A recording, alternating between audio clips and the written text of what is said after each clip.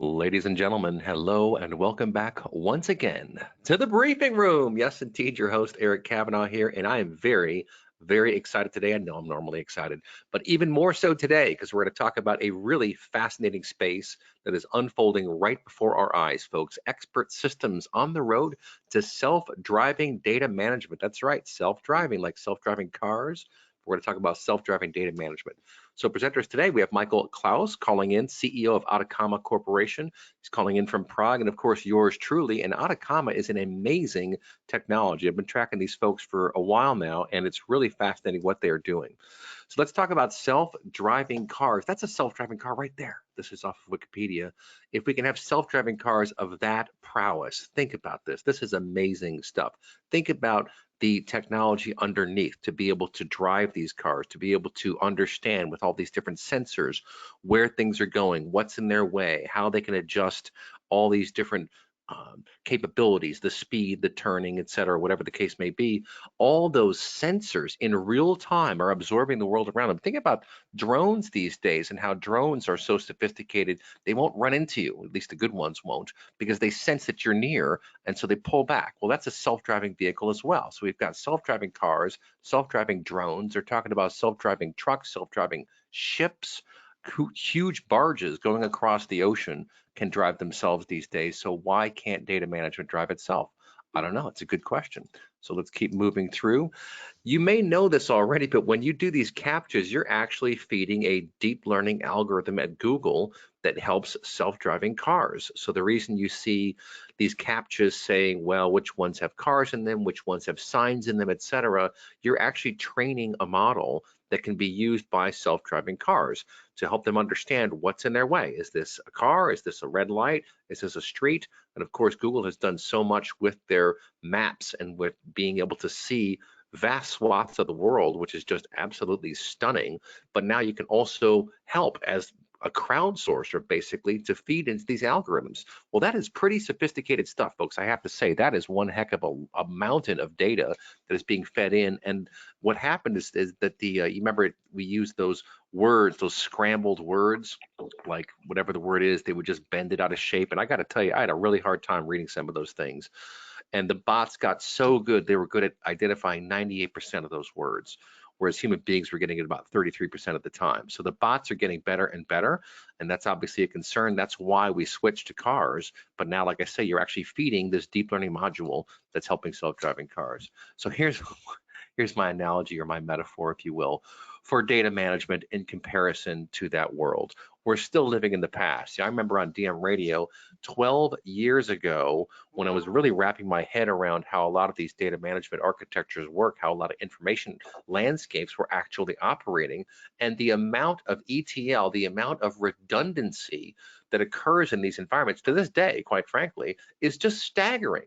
If you were to break down the amount of money, time, resource, not to mention, of course, the quality errors that you get, the redundancy in particular is such a big issue. You're wasting time, money, and you're getting a low quality product at the end of the day. So for years, I've been wondering, when are we going to stop the madness? When are we going to have a much more robust and strategic view of data management, one where you can automate what's going on? It's not that complex. It's nowhere near as complex as a self-driving car.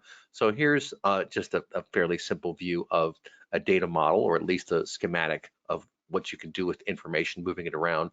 And is that as complex as self-driving cars? No, of course not. Now, granted, data isn't typically a life or death kind of entity, but nonetheless, if you think about what actually goes into moving data, loading data, mapping fields, all this stuff, it's fairly simple. It's tedious, mundane work. Not too many people like doing ETL jobs because it's fairly mundane.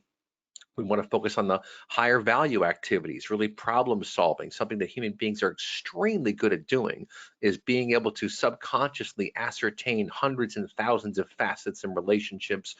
That's that gut instinct that you get. It's more than a gut instinct. That is a representation of years and years of thought and analysis and experience that goes into the human brain. That's where we want our high valued employees focusing their attention, is solving these bigger challenges, solving the bigger problems, not just mapping fields from one system to another. And what I always say, this is one of my favorite slides, the most important characteristic of any working environment is morale. If your morale is high, you're going to get stuff done. If your morale is low, you're not going to get stuff done. Money is important. It's not as important as morale, because if your morale is high, if your energy is high, you're going to be innovating, you're going to be doing good stuff, and your employees are going to stick around. And I have to tell you, I've seen this in the enterprise software space in particular. Marketing people last like a year, maybe, and then they're off to somewhere else. Well, it's always going to be difficult to train some new person to figure out what the last person was doing, no matter how much documentation you have, no matter how streamlined and buttoned down your processes are. Nonetheless, getting people up to speed is a real challenge. What I'm saying is you want to keep people around. If you have good people on your team, you want to make sure you keep them around. How are you going to do that? If you automate the tedious and let them work on the fun stuff. And with that, I'm going to make Michael Klaus the presenter. And folks, I always say, don't be shy, ask questions. You can send them in the chat window wherever you get an opportunity to do so. And with that, Michael Klaus, I'm going to make you the presenter. Go ahead and share your screen and we'll take it away. Thank you, Eric. What a great introduction. Hello, everyone. So as we've heard, our efforts are really, as a company, we are focused on making life easier for people who work with data. I hope you can see my title slide from for the slide deck. Looks and good. Before we go to the actual presentation, we have a little let's say a game for you. We have prepared a small, very brief survey which we are using at conferences and other events to kind of gauge how likely it is that people in data management and data governance will be willing to let AI take over, in a sense, right? To make some decisions, manage some processes, stuff like that. So if you're interested, use this link or use your QR. I'll be showing this slide throughout the presentation. So if you didn't have time to take a picture of it, maybe you might want to take out your phone and take a picture so that you can do it later. So this is our survey. A little bit about us. We've been around for about 10 years. We are in the data management and data governance space. Lately, we've been really focusing on automating the whole thing. We've been on 2 Gartner Magic Quadrants for some time. We're mostly serving, let's say, mid-size and large companies. Our legacy is in financial services, where where the data management was always a little bit ahead because of the data amounts, regulatory stuff like that. But over the years, we basically are serving many customers in many industries. From major telcos to major banks, Starbucks, American Airlines, you name it. So this is typically who we are serving. Now, our technology we refer to as Ataccama ONE because it covers multiple use cases, multiple deployment options, etc. So the name ONE is to represent that. What can it do for you? It can do many things. I'll just list a few scenarios because then we'll be working with one of the scenarios. So if you think of a simple task of you have whatever ERP, you're replacing something, you're implementing new one, there's a lot of data migration, obviously a lot of data quality issues. So the platform is very well suited to help with that. Another use case, different use case, you need a data mart with high quality data for some marketing campaign. Again, you can do it using our platform. Very simple scenario, you only need to discover set of data sources for whatever project. Again, you can either have people sitting checking data dictionaries, doing some profiling using SQL, or you can use our platform, which will automate this. Now we are getting to, let's say, the use cases that I just named are a little more ad hoc, and then we have, let's say, governance-oriented use cases. So for example, you want to set up ongoing data quality monitoring of one or multiple data sources, or you have your reference data scattered across multiple systems. You want to centralize it, not only physically, but you want to centralize the governance, the management. Another use case you might be in regulated industry, be it banking, pharma, healthcare, and there you have some regulations which actually go directly to you having to enforce and monitor and report on data quality, basically because it influences your reporting, your decisions. So you can use the platform to set up that.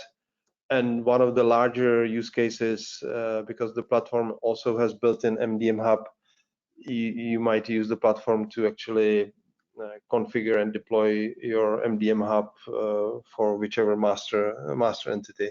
So this is just to kind of frame what we're talking about. And if I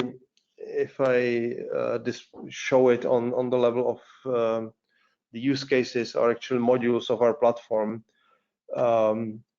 this is what it does. So it starts with data and metadata discovery and profiling.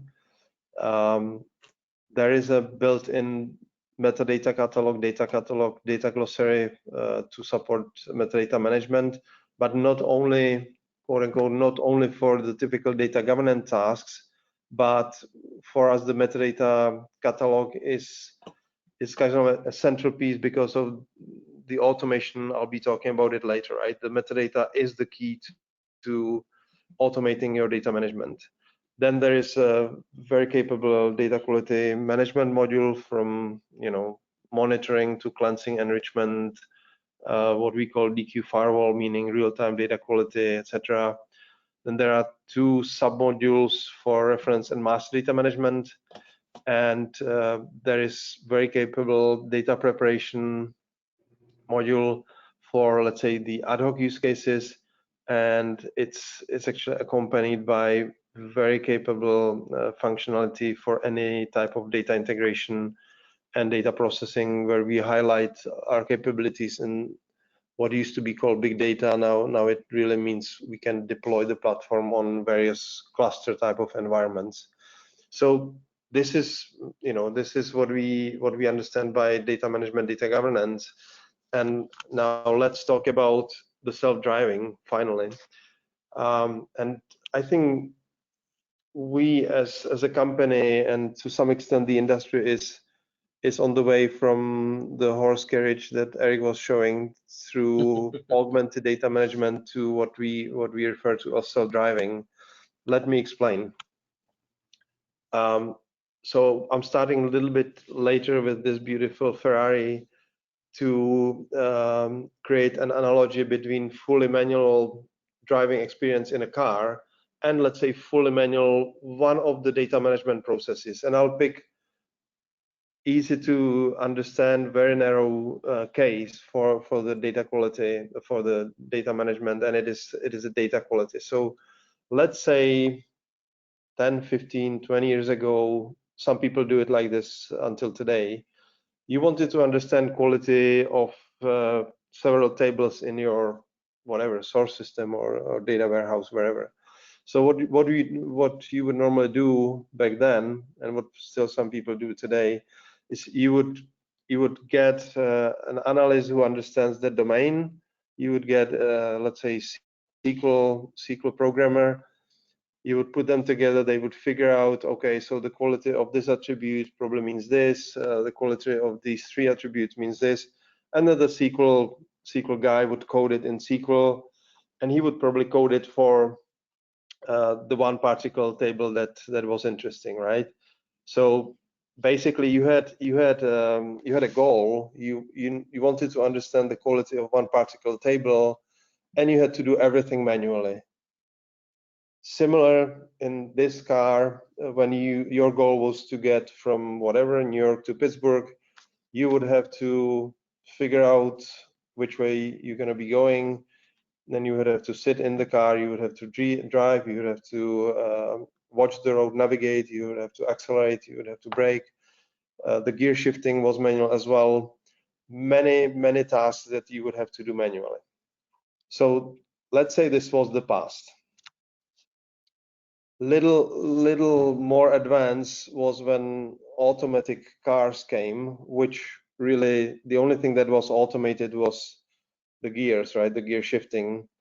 Everything else you still had to do by yourself. You had to steer, you had to accelerate, you had to brake, you had to watch the road, make the decisions on intersections, stuff like that. So let's say in my analogy, in the data quality monitoring scenario, someone figured that maybe you don't have to write the SQL every time you have a new table.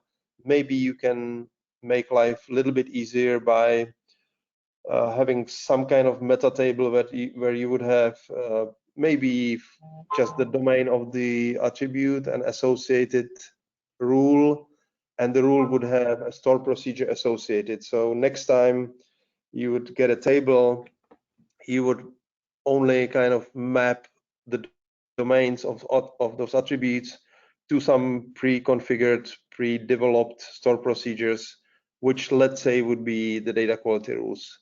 So in this example, this was automated data quality.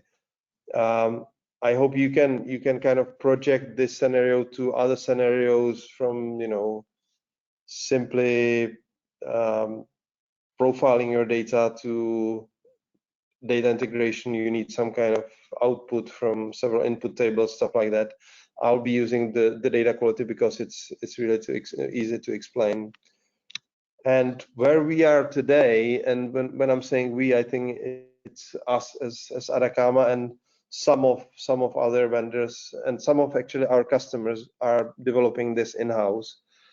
And I would really compare it to the augmented driving experience, which is what you get with most of the new cars today, right? So augmented really means that the car is helping the driver in many ways. So on one hand, it is providing the driver with a lot of additional, hopefully useful data, which we can see here, maybe on the head-up display, maybe not, it doesn't matter, right? It's suggesting to overtake this car. It's giving you some distance from the car in front. It is of course helping you with the navigation. So the one way to augment the driver's experience is to provide additional information.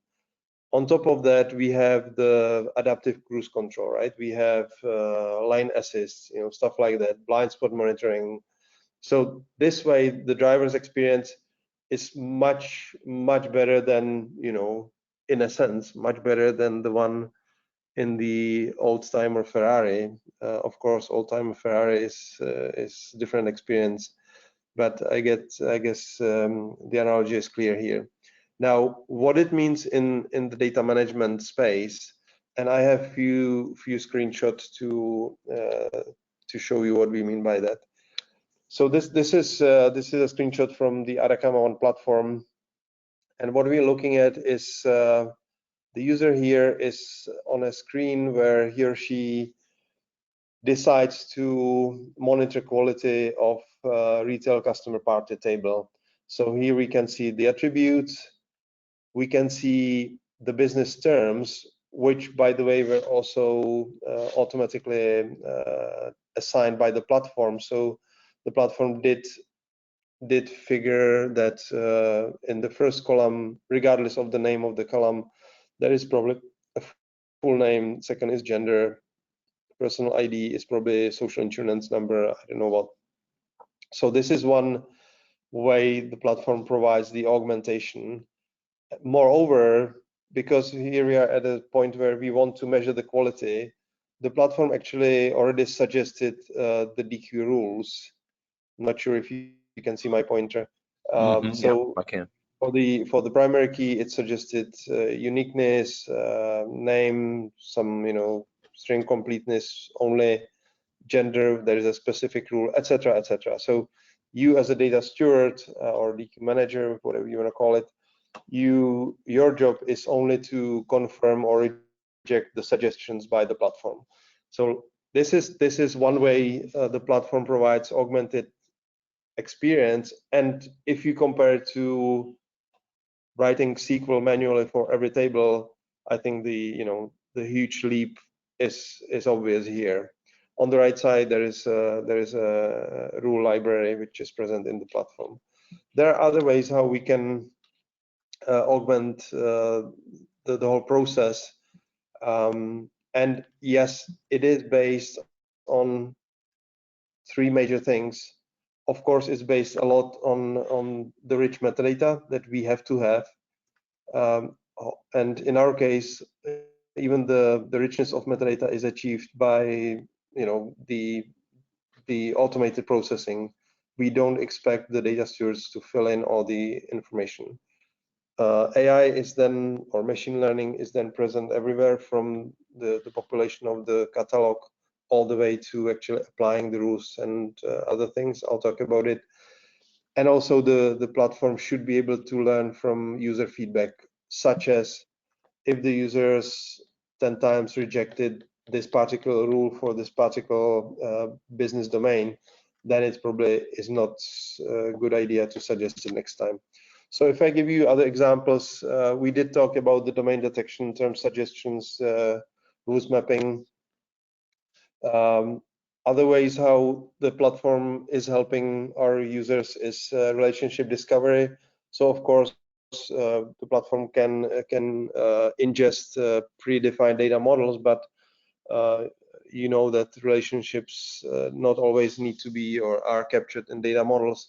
So the platform is actually able to suggest where there are relationship between tables and attributes and data sources. One other kind of point where the platform is helping is it can detect reference and master data. The reference data detection is, in our case, more advanced than, or the reference data detection is there, but there is more. It can actually, the platform can actually create the reference data for you. Similar to DQ rules, the platform can suggest DQ transformation or data transformations as such, standardizations, corrections. There is a whole other area where the platform is now kind of making life easier, or even the time to production much faster.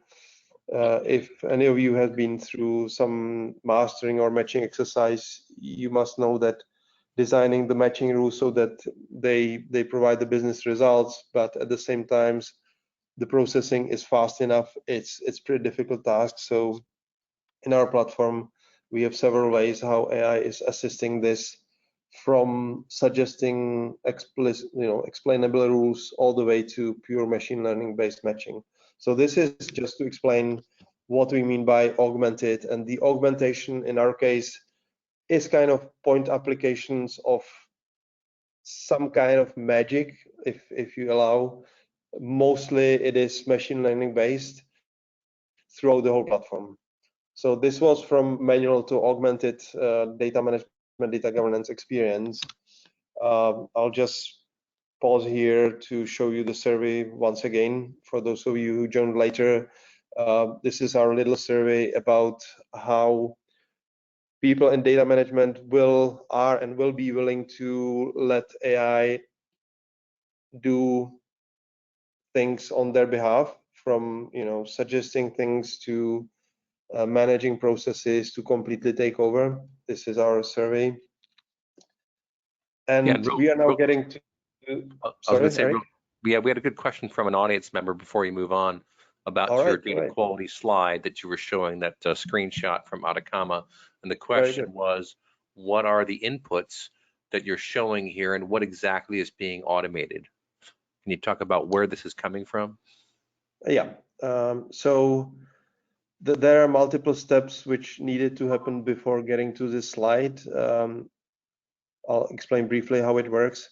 So basically in the platform, you connect to data source and you click on discover or profile, and the platform will discover, uncover, guess the technical metadata. It will do quite sophisticated profiling and by profiling I mean kind of the usual stuff, the statistics, uniqueness, stuff like that. But it will also apply both explicit rules and machine learning models to discover the business domains, which are the blue tags that we see here, the full name, gender, etc. So this was the first step. Basically, this is how we, let's say, harvest the metadata. And while we are not 100% successful, I would say 90% of the time you will be pretty happy with the metadata that you will get in this automated way. And from that moment, you as a data steward can go to our catalog. You will select table or tables, and you'll say, I want to be monitoring quality, and the platform will give you exactly this. And when you confirm the rules or change the rules or decide to configure your own rules and apply these, then basically after this step, your only job is to decide on the how frequently you want this to be monitored, and then you click deploy. You select environment on which you want this to be deployed, and you have a DQ monitoring process up and running for the particle table or tables. I hope I'm answering the question. Mm-hmm. Yeah. Right. Thank you. So we got through, from the manual to augmented, and let me now get to the self-driving. Some of you might know this this visual. That's from one of the concept cars, I believe, by Mercedes. And I think the way this works is pretty clear, right? The idea is you need to go from New York to Pittsburgh. You will probably, from your app, you will call this car. It will come to you. You will sit down with your coworkers. In your app, you have already selected where you need to go, and that's kind of all you take care about. Everything else is done by the car itself. So, of course, it will figure out the route to Pittsburgh. But on top of that, it will do everything else, right? So it will watch the road, it will make the decisions, it will accelerate, it will watch for cars, pedestrians, I don't know what, it will brake, it will steer. Everything is automated. So you only need it to express what we call, in our case, your intent, meaning where you want to go, the goal that you want to reach. If I show this, and here I want to make a disclosure. This, what you're looking at, is not a GA version of our platform. This is our September release. So this is our alpha version. It's not production ready, but this is what will Ataccama ONE look like in September this year, or actually mid-October. So what are we looking at here? We have this innocent looking search box at the top, right? And yes, it is a search box, but it is also natural language query. And the user here typed in, or maybe used voice interface, doesn't matter, this query: I want you, my platform, to monitor and standardize customer data. So what do you get? You get search results from the catalog. So each of the items here is one data asset, table, whatever, maybe stream from our data catalog. So you can see the if I use the one that's highlighted here, this is our flight transactions. These are the automatically assigned tags. So it's PIA data, there is a customer data, etc. For some reason it was as an Excel file. You have some owner here, and you have some information on how up to date is the information in the catalog. You also already get some pre-calculated data quality on this particular data asset. But this wasn't the query, right? The intent. The user actually wanted the platform to monitor and standardize customer data. Basically, analogy to I need to get from New York to Pittsburgh. That's it. I don't care. I don't want to do anything else. So for one, you got the search results with all the data assets which have the customer tag. The data assets are also ordered based on some priorities of this particular user, but maybe based on let's say observed preferences by similar users. So they would prefer the FL insurance table over premium profiles for some reason. So this is the search result from the catalog, where you can already see there is a lot of added value.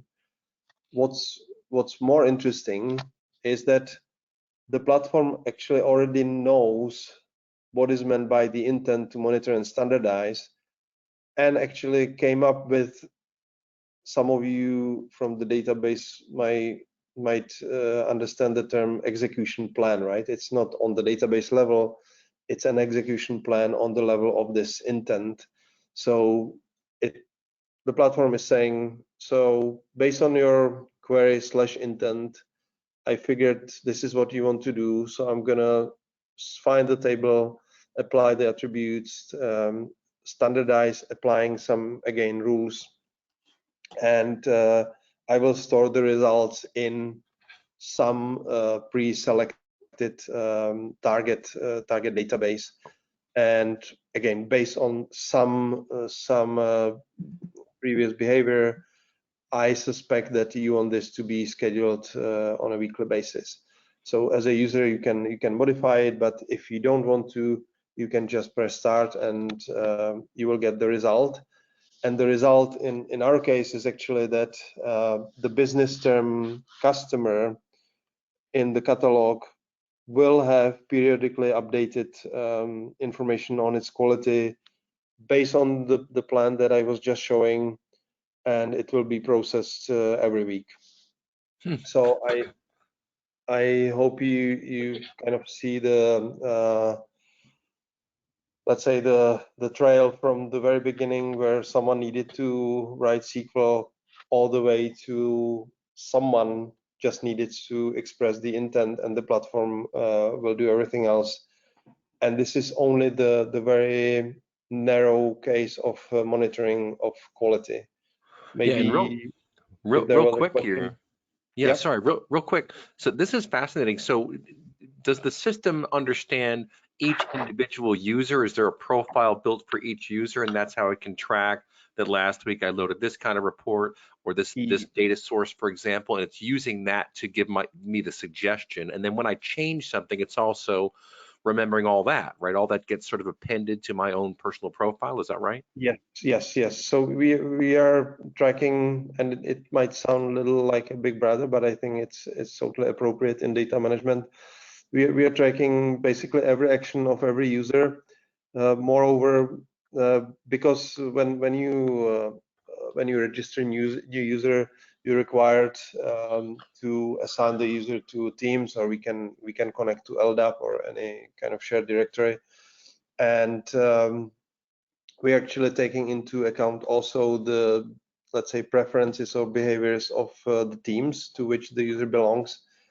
And on top of that, in all those what we call self-driving flows, we are always promoting the data assets in the catalog, which the platform feels have a higher score of, let's say, quality and governance.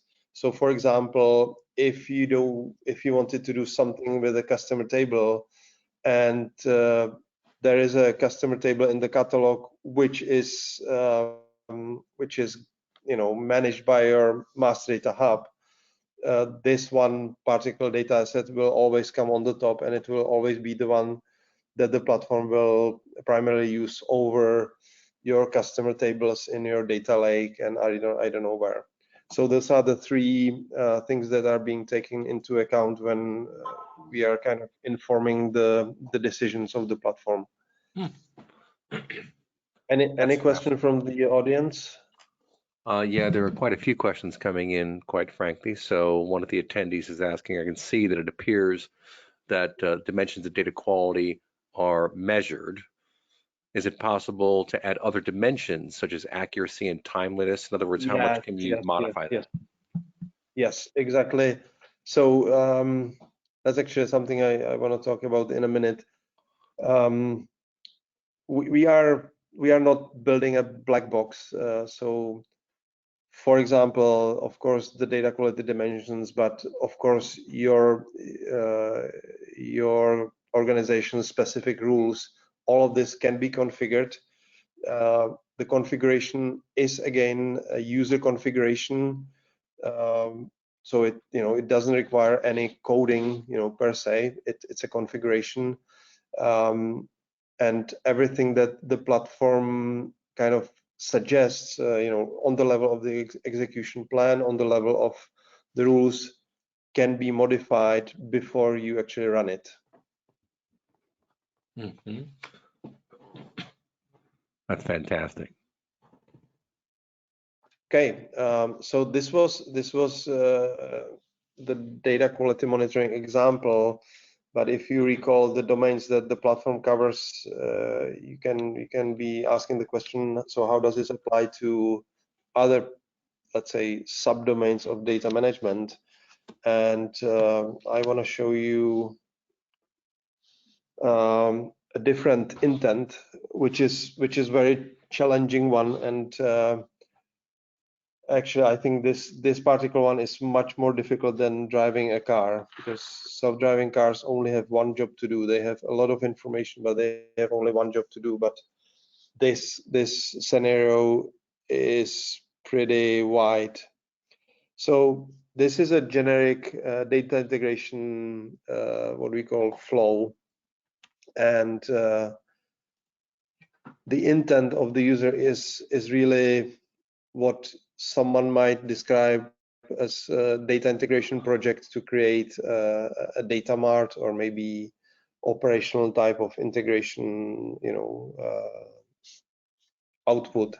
So the user is interested in contacts for all non-US customers with credit products. You don't have to worry about all the kind of applets below. That's our dashboard. So this is the situation where a user comes to his or her home screen and types in the query. Again, as a result, the user will get the search results from the catalog, and in this particular case, it's going to be very important that the platform and the catalog, quote unquote, knows which sources, which data assets are better suited for the particular intent over other sources. So what I was talking about, primarily the governed sources will be preferred here over the non-governed sources. And so on one hand, the user will get the search results from the catalog, but the interesting thing is happening here on the right side. So because we might have explicit data models in the platform, and even if we didn't have, we will have, let's say, implicit or automatically uncovered relations between the data assets. The platform here is able actually to suggest a data model for the required output, which is the thing on the right side. Sorry, I thought I have a detailed slide, but it only shows in detail this. Now, what you as a user can do with it is three things. You can decide, and by the way, I think if you follow me, so far we were only talking about the metadata, right? We are accessing the catalog, but now we're getting to the point where we're actually accessing the data as such. And there is, of course, a policy management module which applies to all this. We can talk about it later. So for one, you can as a user, you can say, so this is nice, I'm happy with the data model, can you please export it for me, as a CSV or somewhere in the database. You can preview the results, you can really kind of interactively look at the data, look at what does the result look like. The most interesting thing is what we call create asset, because kind of in our world it will create another virtual asset in our catalog. In reality, what it creates, it's an integration process which will encompass everything from reading the data, doing the transformation, and potentially writing the data to somewhere if that's what you want to do with the particle asset. So if you think of the way you're doing most of it now, you will see two things. One thing is this is pretty crazy in terms of if it was possible, and also it's pretty challenging because the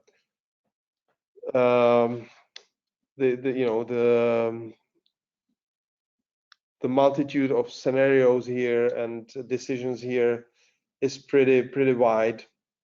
So this particular scenario is actually the most advanced ones. So I showed you two scenarios. One is the data quality flow, and on the other extreme is what we call the data integration flow.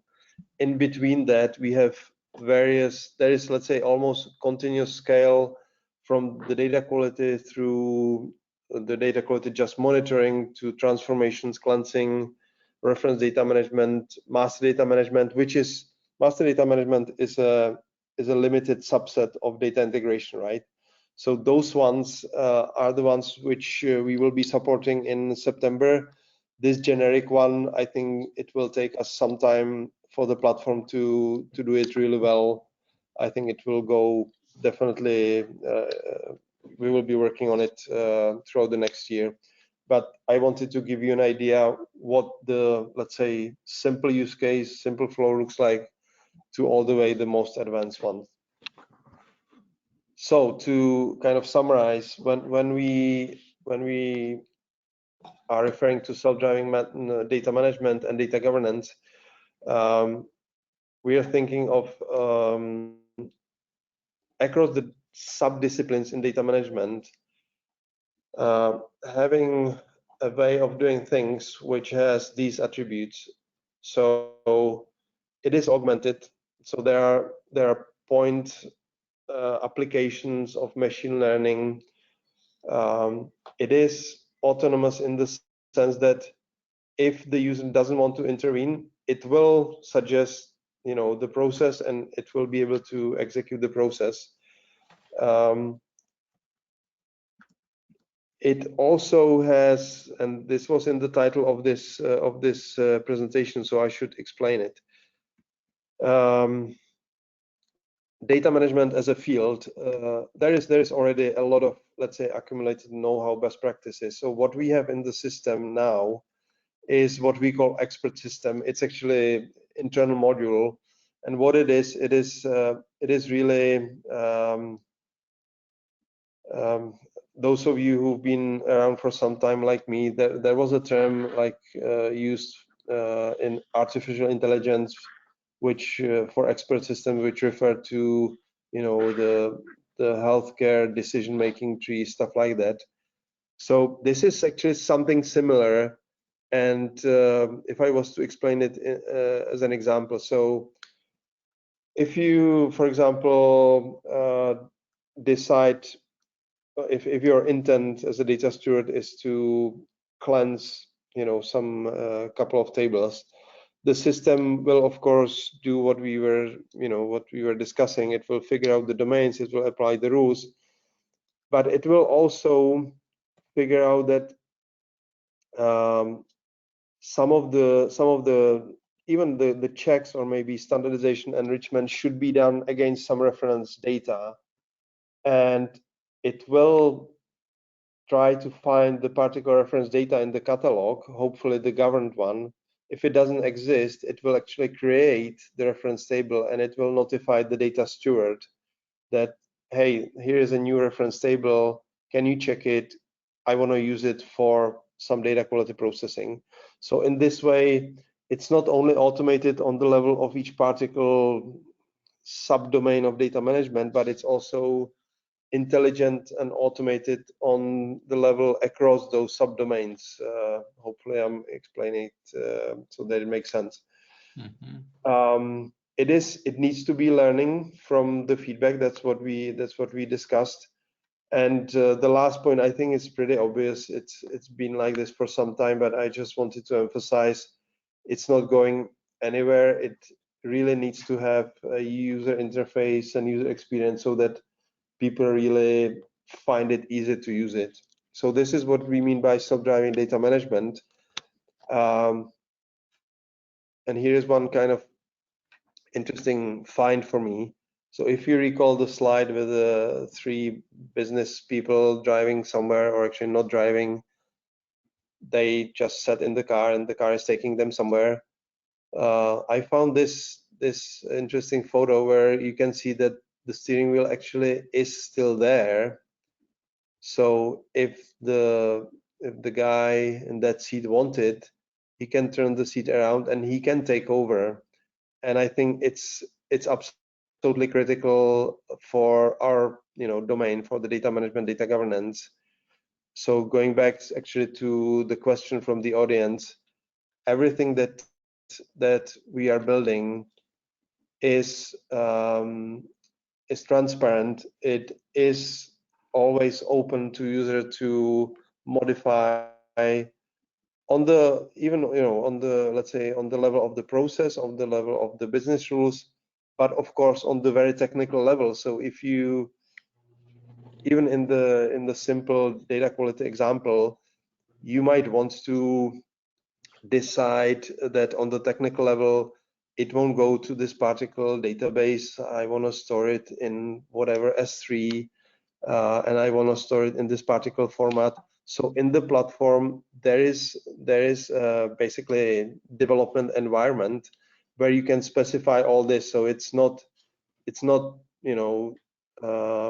self-driving platform where you cannot modify things, touch the insights. It is a self-driving platform where both the, let's say, business data steward, data citizen can take over, but maybe more importantly, the technical operators can take over and define the details of the technical performance of the platform. Hope it all was making sense. Now I have 3 more sections, and I'll briefly explain what are the sections about and see if there is more interest. So one thing is, when we think about how people should be using the platform like this, we actually figured that it's very consistent with the term that has reemerged after a couple of years, and the term is data fabric. So let me explain. This is another way to look at what we are doing, what the platform is doing. So you have some sources of data, then you have some data acquisition, then you have, in general sense, data curation, which means all the disciplines we were talking about. You need to discover what's in the data, profile it, catalog it,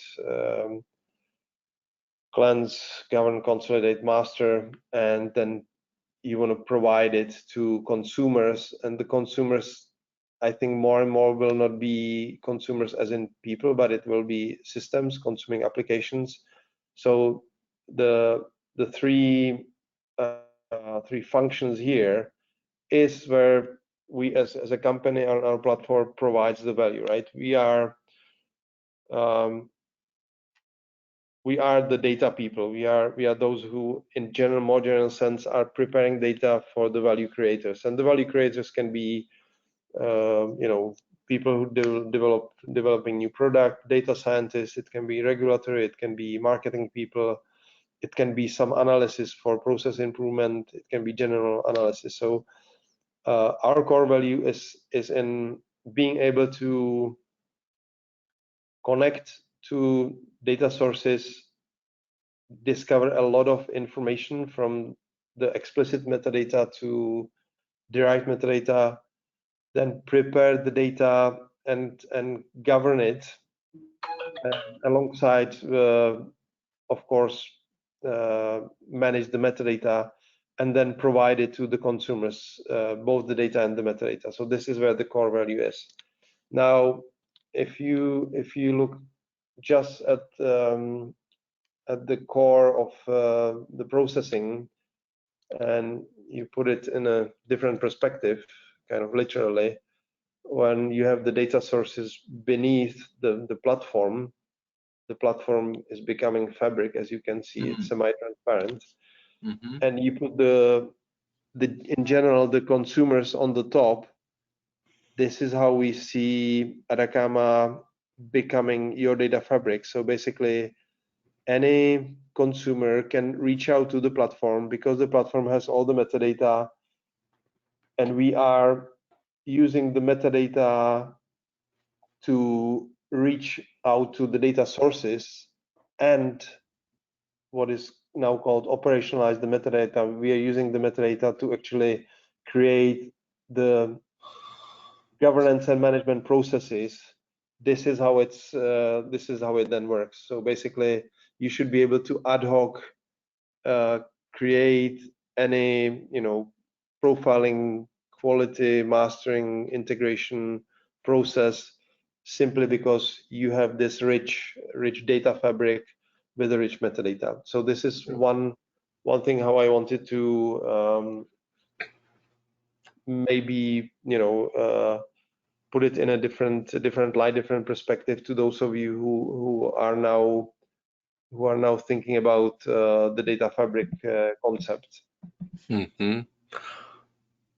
Yeah, just to enforce what we're talking about here, the ideal scenario, I'm guessing, is for Ataccama ONE to be the marshaling area or the onboarding platform for data, right? So you bring in a data source, some new data, so you're setting up all these connections, and it then feeds the other appropriate systems, like, for example, a data warehouse or some operational system. Is that correct?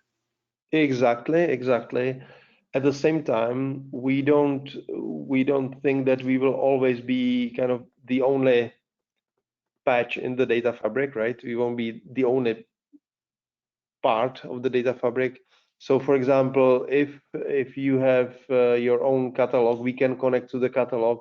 Of course, we will need to kind of import everything or on demand reach out to it, because otherwise the whole thing wouldn't work. But we can incorporate other modules from other technologies, be it homegrown or be it some other third-party technology. I have now two more pretty dense architecture diagrams, and I'll probably switch directly to the second one. The orange color is actually here to highlight the most important components in the platform that actually enable everything that I was talking about. So one thing is we have what we call metadata core, which is both the metadata management storage for the metadata that we are collecting, but it is also the place where, in general sense, all the configuration of the processing happens because it's metadata driven. So that's one key component. Then we have AI core, which is, you can think of it as a generic server which implements multiple machine learning functionalities, which are then accessed from the individual modules in the platform. It has its own storage, for example, for the user actions, but other things.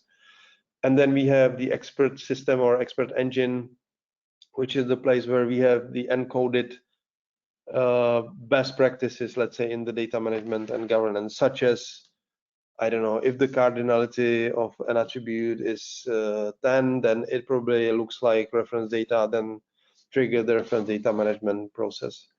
And the last thing I wanna highlight before going to the details of the UI, we have a policies module which covers basically all layers from the storage all the way to the user interface, so that if you think of any scenario where you need to work with any data that the platform can connect to, the idea here is that the policies will always be applied on any level, any layer of the platform.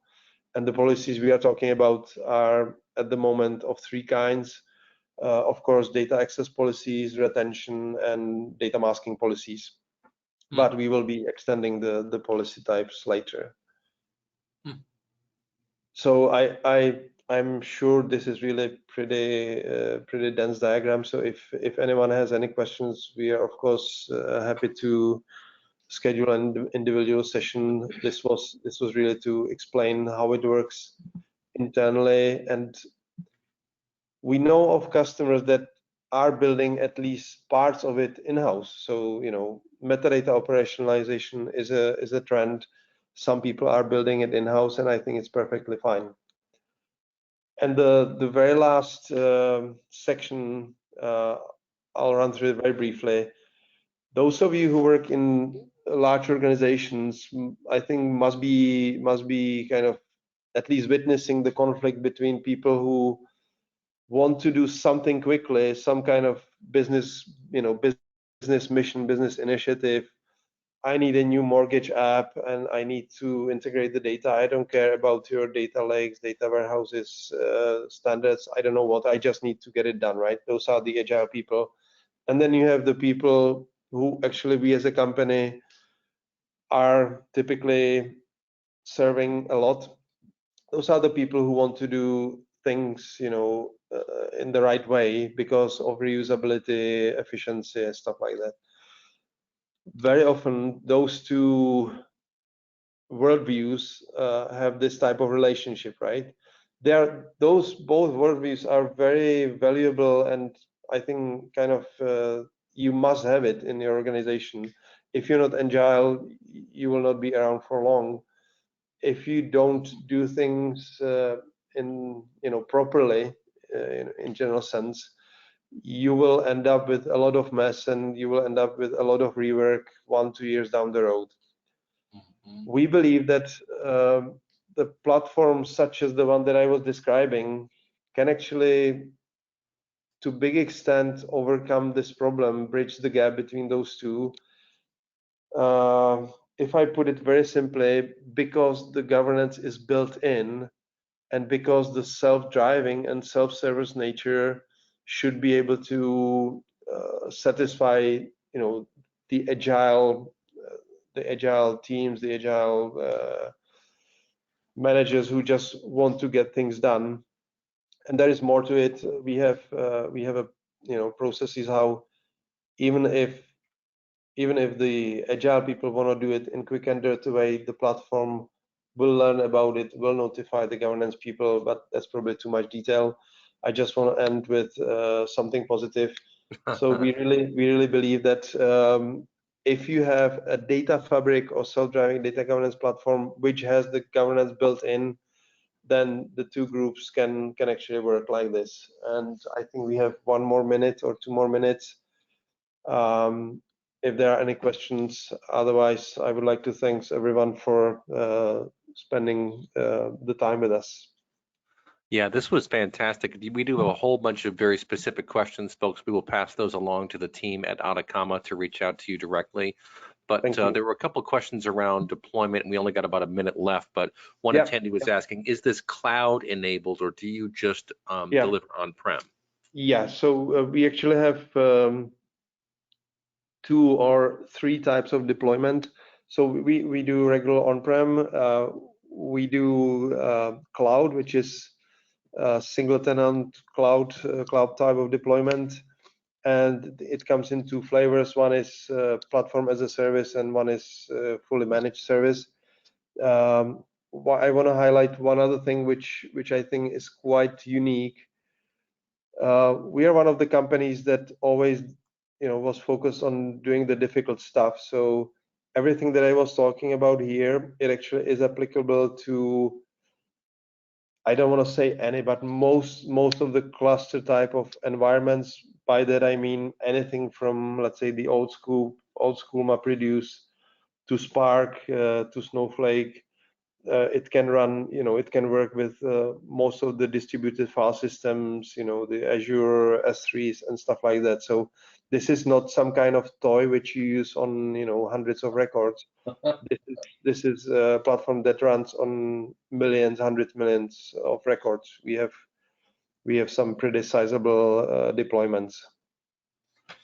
This is very impressive. It's just the beginning, folks, too. So we do archive all these webinars for later viewing. The URL should be active in about an hour or so if you want to share it with your colleagues. But this is the beginning, folks, and it's going to save so much time, so much headache, and allow people to get back to the things that they like to do. Go ahead and scan that QR code. I did myself. It pops right up. You can take the survey, and with that, we're going to bid you farewell. Thank you so much to our friends from Ataccama and to all of our colleagues out there for these fantastic questions and for joining us today. We'll catch up to you next week, folks. We've got a whole bunch of webinars in a row. We'll talk to you next time. Take care. Bye-bye. Thank you, Eric. Thank you, everyone. Thank you so much, Michael. Take care.